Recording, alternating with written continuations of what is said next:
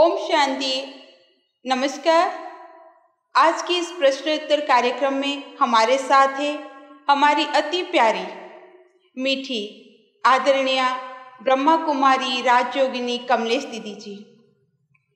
दीदी जी का दिल बहुत बड़ा है।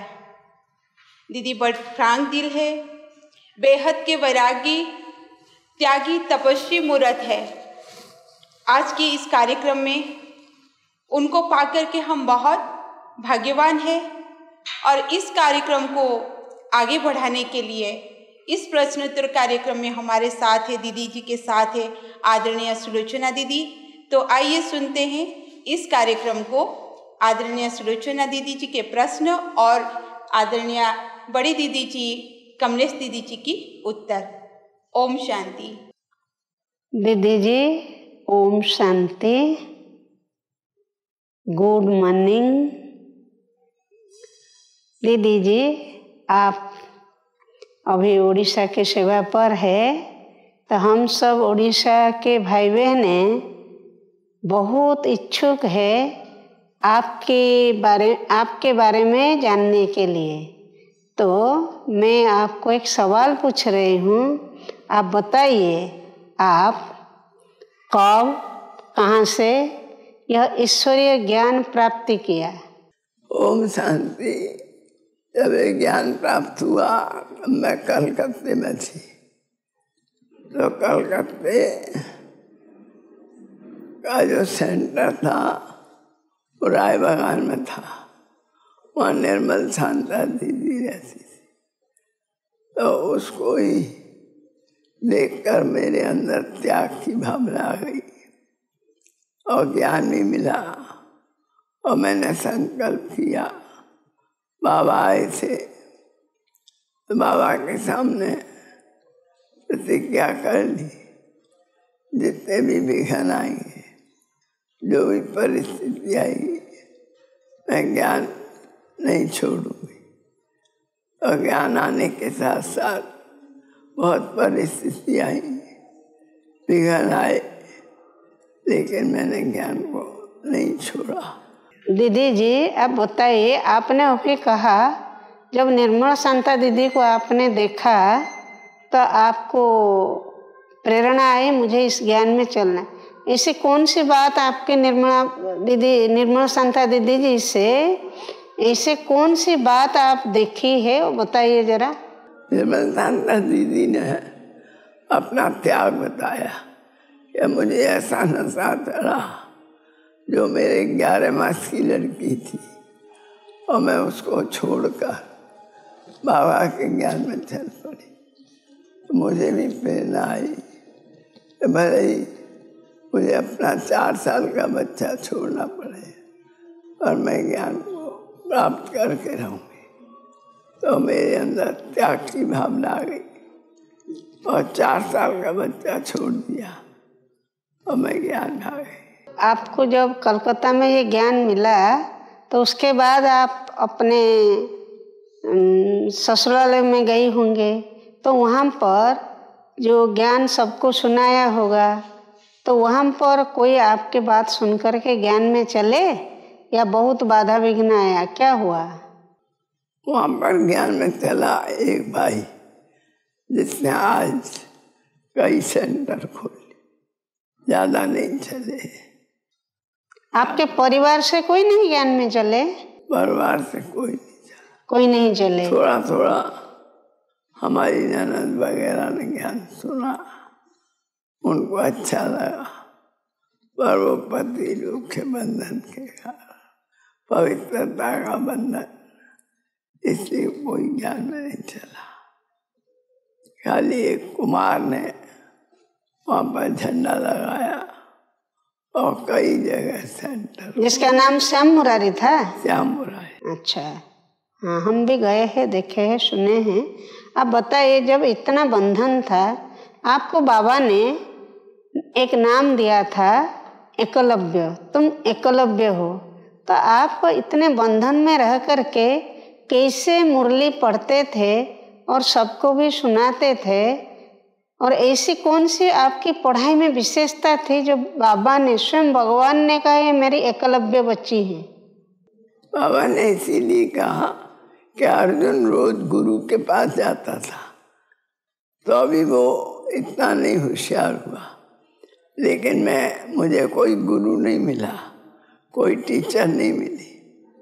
मैं सिर्फ घर में ही मुरली पढ़ती थी, पोस्ट में आती थी और मुरली पढ़ के अपना जीवन बनाया।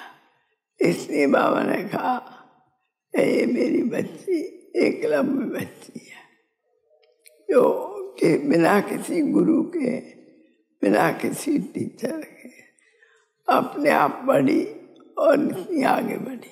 आपने 1962 से इस ज्ञान में चले, तो आप जब वहाँ पर पढ़ते थे और हमने सुना है और देखा है, आपने वहाँ पाठशाला खोली थी और भाई बहनों को मुरली सुनाते थे। वो कैसे करते थे बंधन के अंदर? अब हमारा पति उस समय बाहर चला जाता था। जब बाहर चला गया 2-4 महीने के लिए बिजनेस के लिए, तो हमने गीता पाठशाला खोल दी। जब गीता पाठशाला खोल दी तो वो जब आया तो लोगों ने शिकायत कर दी, क्योंकि बहुत लोगों की बहनें बहू है ज्ञान में आई तो शिकायत हो गई, मारपीट होने लगी। इसलिए हमारे ऊपर बंधन आए कि तुम नहीं जा सकती हो, हम सब गीता पाठशाला बंद कर देंगे। और हम घर में बंद होके रह गए, नहीं गए। ये मैंने सुना था आपके छत पर आप कह रहे थे, कभी कभी सुना है आप वहाँ क्लास कराते थे। आप अपने छत पर क्लास कराते थे, भाई बहन आते थे? हाँ, ऐसे होता था क्या? कैसे? किसकी छत पर? आपकी छत पर या पड़ोसी की छत पर? अपनी छत पर हम लैंडलाइन में ज्ञान सुनाते, बिजली नहीं जलाते थे। और फिर भी जब पता लगता था तो हमने बच्चों को कह दिया, जब तुम्हारे पापा ऊपर आए तो तुम सीटी बजाना। तो बच्चे लोग सीटी बजा देते थे, तो हम मुरली पढ़ना बंद करके सभी भाई बहन इधर उधर छत में छुप जाते थे। और जब वो चला जाता था तब फिर निकल आते थे और फिर मुरली सुनाते थे। ऐसे थे। कोई बहन या कोई आपके गांव में आते थे? आपका गांव पुरसा में आते थे? आते थे, बहुत माताएं आती, बहन आते जो पक्के थे। लेकिन एक भाई बहुत पक्का था, उसके पक्के रहने के कारण ज्ञान का विवाह बंद नहीं हुआ, वो चलाता रहा। लेकिन कोई दीदी जैसे सेंटर में रहने वाले, आप तो गृहस्थ में थे, तो कोई ब्रह्मा कुमारी बहन आपके पास आती थी क्या उस समय? छुप छुप के आती। कौन? सुधा दीदी? छुप छुप के आती थी 2-4 ब्रह्मा कुमारी, फिर बंद हो गई। अच्छा। वो भाई जाता था, उनको मुरली सुनाता, हम नहीं गए ना मिले। हाँ हाँ ठीक है, आप तो रहते थे, लेकिन जैसे गीता पाठशाला खुलती है ना, तो दीदियाँ सब आती है सेंटर से, तो कोई दीदियाँ ऐसे आपके पोरसा में आपके पास आते थे? एक बूढ़ी माता आती थी। अच्छा। हम उसको ही ज्ञान सुनाते थे जी।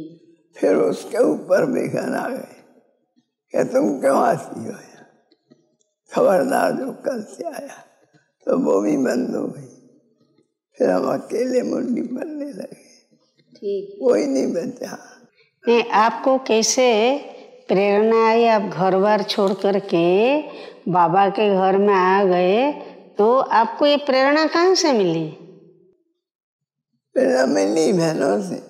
अच्छा। जब कोई तकलीफ आवे तो तुम छोड़ के आओगी तो हम तुम्हें रख लेंगे। अच्छा। तो हमें विश्वास था अगर हम जाएंगे तो आगरा या ग्वालियर में कहीं रह जाएंगे। मैंने कई बार ये बात सुनी, आप कहते थे मेरे जीवन में रामायण है, महाभारत है, गीता है, मेरी जीवन। तो रामायण कैसे आपके जो? जैसे रामचंद्र जी जब सीता लौटी तो रामचंद्र जी ने सीता को घर से निकाल दिया कि तुम इतने देर बाद लौटी हो, कैसी हो, क्या हो, धोबी के घर से, तो उसको निकाल दिया। तो हमें भी ऐसे निकाल दिया। और भागवत में जो भगवान का हमेशा कुछ न कुछ सुनती थी तो उनको भी निकाल दिया। रामायण गीता और गीता नष्टोमुआ उसमें सिखाया है गीता में। तो हमें नष्टोमुआ शिक्षा मिल गई, हमें मोह को नष्ट करना है। भागवत में भगवान के साथ प्यार है और गीता में नष्टोमुआ। तो ये सब हमने अपने जीवन में प्रैक्टिकल किया। आपके 2 बच्चे थे ना? 2 बच्चे थे, एक 4 साल का था, एक 7 साल का था। तो उसको आप कैसे छोड़ के गए? आ गए बस नशे में। रात को संकल्प लिया कि घर से कल निकलना है। ये लोग तो बोले हम निकाल देंगे, हम नहीं घर में रखेंगे। और मैं जब सवेरे सवेरे कहा कि तुम निकल जाओ यहाँ से, कुछ सामान नहीं लो, निकल जाओ, तो हम अपने 2 जोड़ी कपड़े लेके निकल आए और बच्चे वहीं सोते रहे। बाद में दोनों बच्चे उठ के आए, दोनों को 2-2 रुपए दिए और हम निकल के आ गए। अच्छा, ठीक है। आप निकल करके कई स्थानों पर भारत में सेवाएं की है। नहीं, कहाँ कहाँ सेवाएं की, सेवाएं दी है अपनी? आगरा, ग्वालियर, मुरैना, पंजाब में गए, पंजाब में बठिंडा, चंडीगढ़, लुधियाना और विदेश में भी गए। हाँ, नैनीताल, विदेश में भी दुबई, लंदन, मॉरिशस, ये सब जगह। दुबई, आप फॉरेन में दुबई, लंदन, मॉरिशस गए थे ना? मैं भी आपके साथ थी। आपने वहाँ पर बहुत सेवाएं दी है। अच्छा, आप उड़ीसा में आए, कलकत्ता जोन से निर्मला संता दीदी ने आपको उड़ीसा भेजा था। तो आपको तो उड़िया भाषा ना मालूम था, उड़ीसा के कल्चर भी नहीं मालूम था। तो आप कैसे उड़ीसा आने के लिए तैयार हो गए? दीदी की आज्ञा मान के आ गए। नहीं तो हमें डर लगता था, हम अकेले उड़ीसा में क्या करेंगे। दीदी ने कहा नहीं, जाओ, अकेली सब कुछ कर सकती हो। उमंग उत्साह भरा, बल भरा, तो आ गए। दीदी की बात मान करके और अविनाशी डॉक्टर का बात मान करके आप उड़ीसा आ गए। नहीं, आपके साथ उस समय उड़ीसा में कौन थे? नीलम आई थी, हम आए थे, एक माता आई थी, कानू माता, वो शरीर छोड़ दिया। और एक भाई तो कोई नहीं था, लक्ष्मण भाई आया था। उस समय गोकुल उसी समय गोकुल था। तो हमने दीदी का इनको खाना खिलाए, इनको रखे, बोला रखो, सेफ्टी रही। तो इस प्रकार से सेवा शुरू की। नहीं, फिर धीरे धीरे उड़ीसा में आपने अथक सेवाएं दी हैं। वहाँ बैठे बैठे इतनी माताएं आती थी, दोनों हॉल भर जाती। एक में मैं क्लास कराती थी बड़े हॉल में, और छोटे हॉल में नीलम कराती।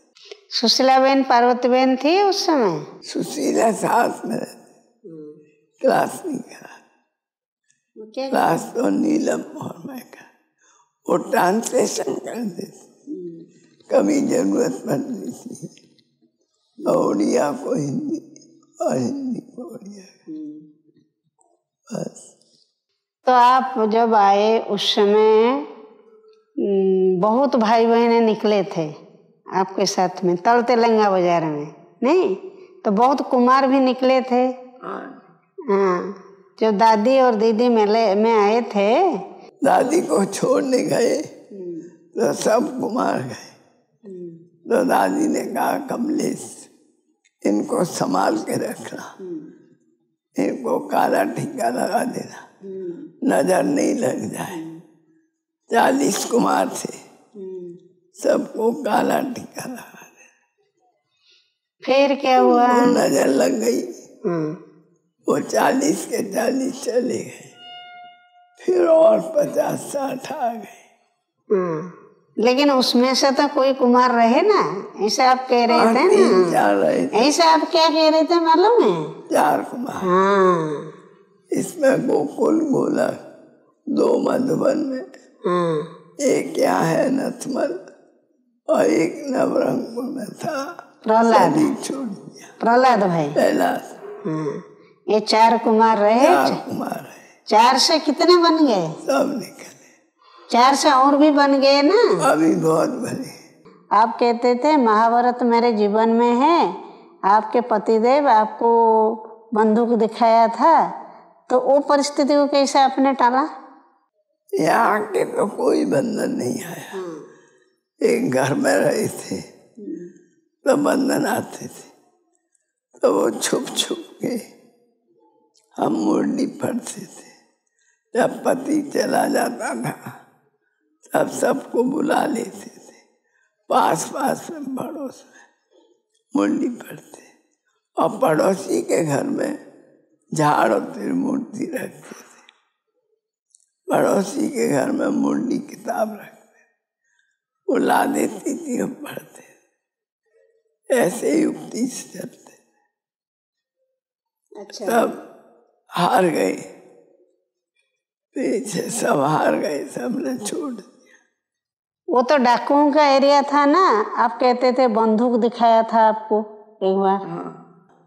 हमारे घर में हमेशा बंदूक लटकी रहती। तो एक दिन उसने बिना कारतूस की बंदूक दिखाई कि मैं मार दूंगा और मर जाऊंगा, एक ज्ञान को नहीं छुड़ाता। हमने कहा मार दो भले, हम ज्ञान को नहीं छोड़ेंगे। तो बंदूक में कुछ नहीं था, कारतूस नहीं, कुछ नहीं, फेंक के चला गया। अच्छा, आपने सोचा होगा ये तो परीक्षा है, आई है जाएगी, ऐसा सोच लिया? हाँ। क्या बाबा ने शक्ति दे दिया आपको? नहीं, सब कुछ दे दिया। आप जब उड़ीसा में सेवा शुरू की, मैं भी आपके साथ बहुत दिन रही हूँ।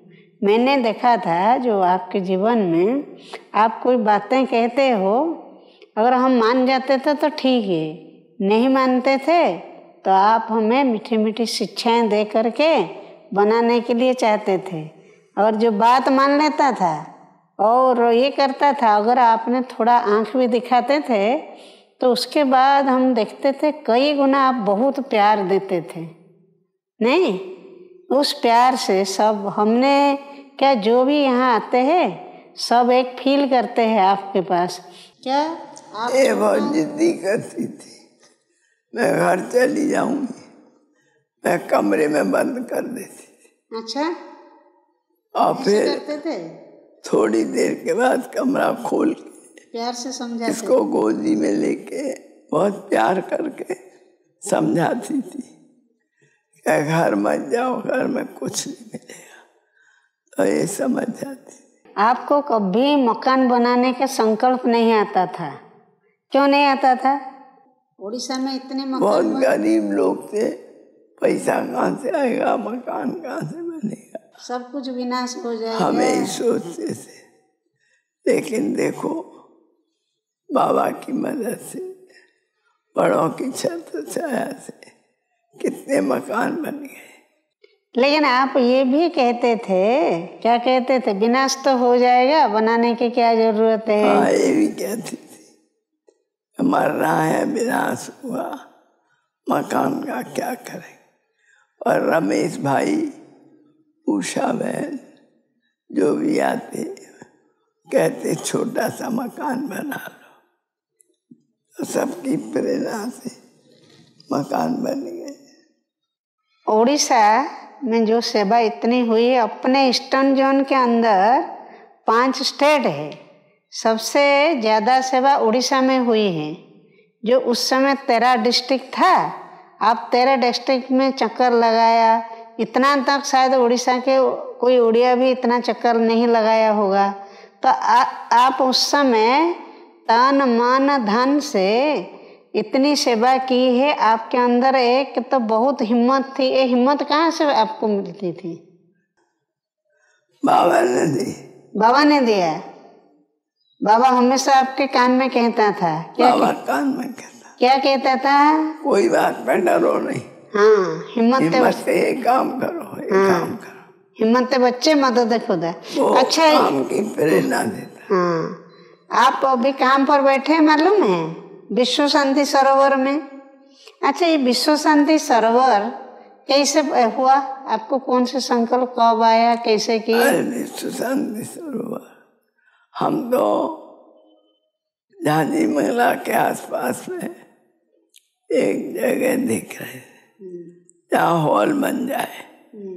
लेकिन एक दिन राधे श्याम ने कहा, मेरी जमीन पड़ी है, आप वहाँ चलो।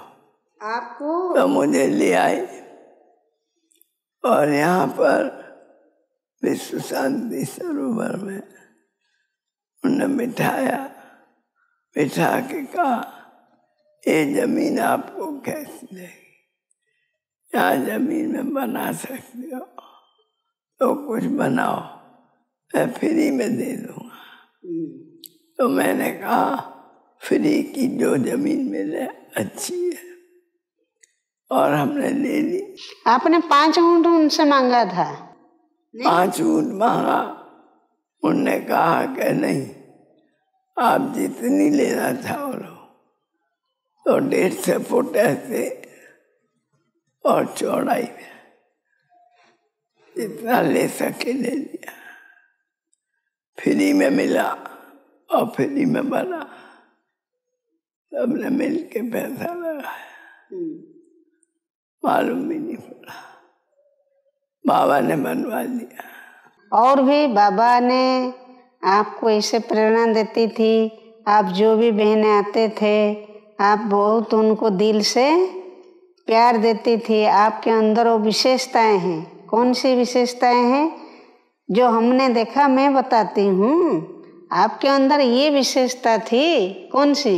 आप छोटों को भी जितना सम्मान देते थे, बड़ों को भी उतना देते थे। बड़े छोटे सबको सम्मान देना, सौगात देना, प्यार करना, खाना पीना रहना, और ये सब किया। करते हो, अभी भी करते हो? बढ़ते चले। तो अभी क्या करते हैं? अभी जो आते हैं उनसे प्यार से मिलते हैं। अभी तुम्हारे ऊपर है।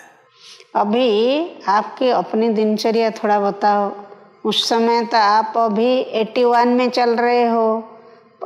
उस समय जो सेवा की, जवान के समय 75, 79 तो बहुत सेवा की है आपने, अभी भी कर रहे हो।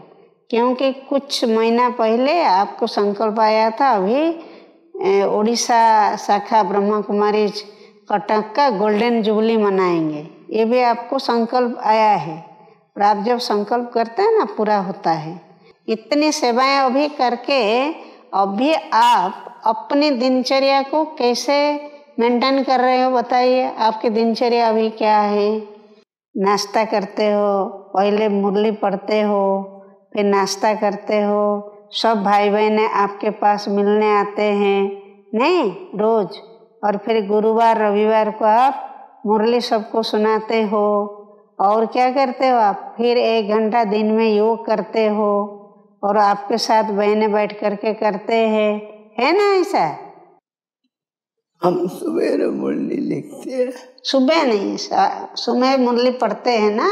पढ़ते हैं, फिर शाम को लिखते हैं और सुनते हैं। लिखते भी हैं, सुनते भी हैं, हाँ। और कभी कभी पढ़ते भी। और सुबह के समय आप तैयार हो करके आराम से बैठते हो, ऐसा है ना? बैठने भाई बहन सब क्लास वाले आते हैं, आपसे मिलते हैं, हाँ, उनको दृष्टि देते हो, टोली देते हो, मुरली का पॉइंट भी आप पूछते हो ना सभी को। फिर 1 घंटा योग करते हो ना?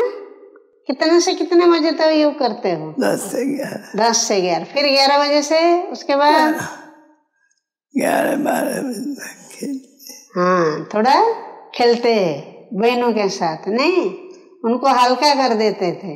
हम लोग को बड़े प्यार से आप जो कोयले का चूल्हा रहता था उसमें आप पराठा बना करके, बाजरा का रोटी भी बनाते थे, उसमें गुड़ ये करके हम लोग को खिलाते थे। मेरे को भी आपने खिलाया। मैं जब आई थी ना यहाँ पर, पतली दुबली थी, तो आप कहते थे ये क्या पर्सनालिटी है, रोटी में चीनी लगा करके खिलाते थे ना। ऐसे सबको प्यार करते थे ना आप, साकार बाबा की तरह। आपने आज बहुत अच्छा प्रश्न का जवाब दी, और सारे उड़ीसा क्या और सभी भाई बहनों को, भारत के भाई बहनों को आपके उत्तर से बहुत प्रेरणा मिलेगी। ओम शांति।